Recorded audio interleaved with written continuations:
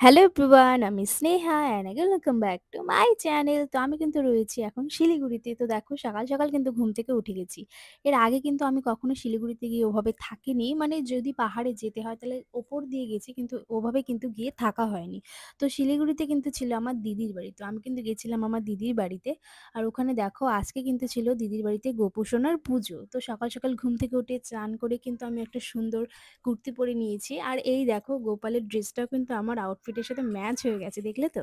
আর এখানে কিন্তু চলছিল গোপালের ভোগের জন্য রান্নাবান্না। আর এখানে হচ্ছিল খিচুড়ি, তারপরে ওখানে ৫ রকম ভাজা, ঘ্যাট সবকিছুই কিন্তু হচ্ছিল। আর এই সবকিছু কিন্তু করছিল আমার বড় পিসি। বড় পিসি কিন্তু এখানে রান্নাবান্নাগুলো করছিল। তো এখানে কিন্তু খুব সকাল সকালই সবাই উঠে গেছিল ঘুম থেকে। আর তার সাথে, সাথে কিন্তু তোড়জোড় করা শুরু হয়ে গেছিল।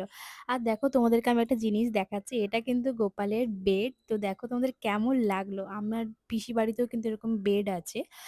তো তোমাদের কেমন লাগলো অবশ্যই কিন্তু কমেন্ট করে জানিও। আমার তো বেশ ভালো লেগেছে। কি ছোট দেখেছো তো? ২ গোপাল কিন্তু ওখানে খুব সুন্দর মতন ঘুমায়।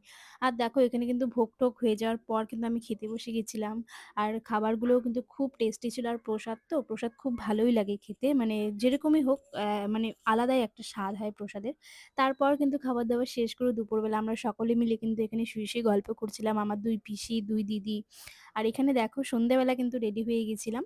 তোমাদের তো বললামই আমি শিলিগুড়িতে সেরকমভাবে এসে থাকিনি। তো শিলিগুড়িতে কিন্তু রয়েছে ইসকন মন্দির। তো দেখো এটা কিন্তু শিলিগুড়ি ইসকন মন্দির। তার আগে কিন্তু আমি আসিনি। তো এবার কিন্তু ফার্স্ট আমি এসেছিলাম ইসকন মন্দিরে।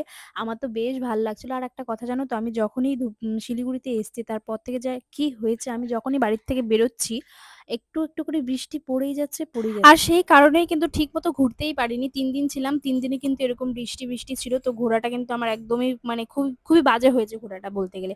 আর এখানে কিন্তু ছিল জুতো রাখার জায়গা। তোমরা কিন্তু এখানে জুতো রাখতে পারবা। আর এখানে কিন্তু ৳১০ পে করতে হয়েছিল জুতো রাখার জন্য। তারপরে দেখো আমরা কিন্তু মন্দিরের ভেতরে ঢুকছিলাম।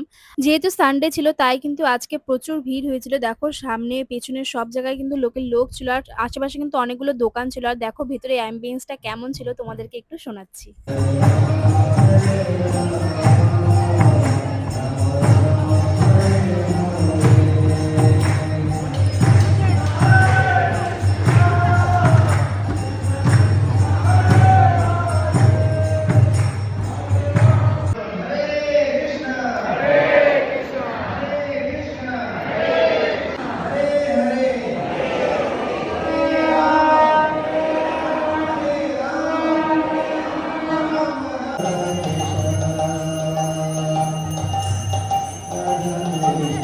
ভেতরটা কিন্তু খুব সুন্দর ছিল। দেখো কত লোক এসেছিল। আর এখানে কিন্তু দেখো সমস্ত জায়গায় কিন্তু কৃষ্ণের যে লীলাগুলো ছিল সেগুলোই কিন্তু করা রয়েছে।